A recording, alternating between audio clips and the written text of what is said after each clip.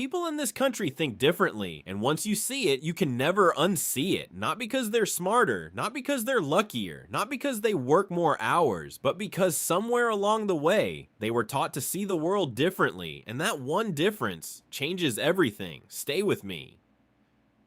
Because by the end of this, you're going to question how you've been thinking your whole life.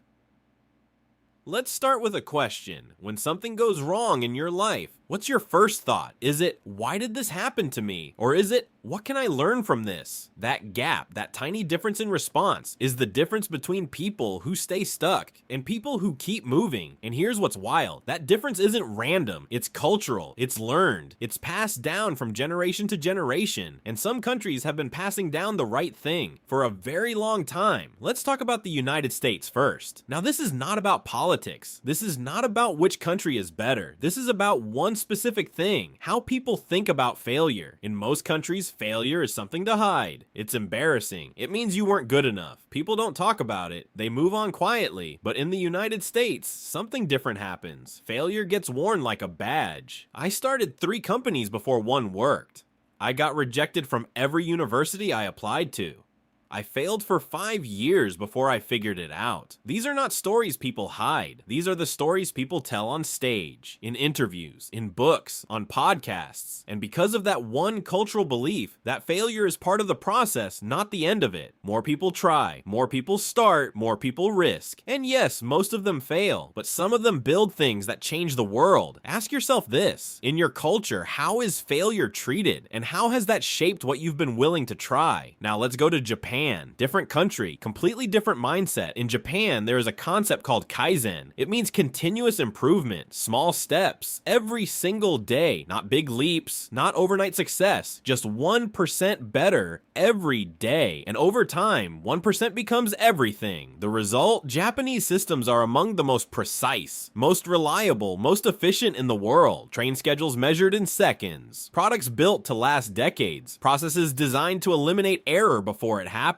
This didn't happen by accident. It happened because generations of people were taught, slow down, do it right, and never stop improving. Now, think about your own life. Is there something you've been rushing through that would be better if you slowed down? Is there something you keep doing the same way when a small daily improvement could completely change the outcome? Now, let's talk about Finland, because Finland breaks a rule that most of the world believes. Most countries believe work harder, pressure more, compete more, stress more. That's how you get results. Finland looked at that belief and said, no. In Finland, children don't start school until age 7. They have some of the shortest school days in the world. They have some of the least homework. And yet, Finland consistently ranks among the top countries in education, reading, and critical thinking. How? Because the Finnish system was built on a different foundation. Trust your child. Give them space to think. Prioritize balance, not performance. Build intrinsic motivation, not fear. And the results speak, not just in schools. Finnish people report some of the highest levels of life satisfaction in the world. Low stress, high trust, strong communities. It raises a real question. What if pressure isn't the answer? What if the harder you push, the less people actually grow? Think about how you were raised.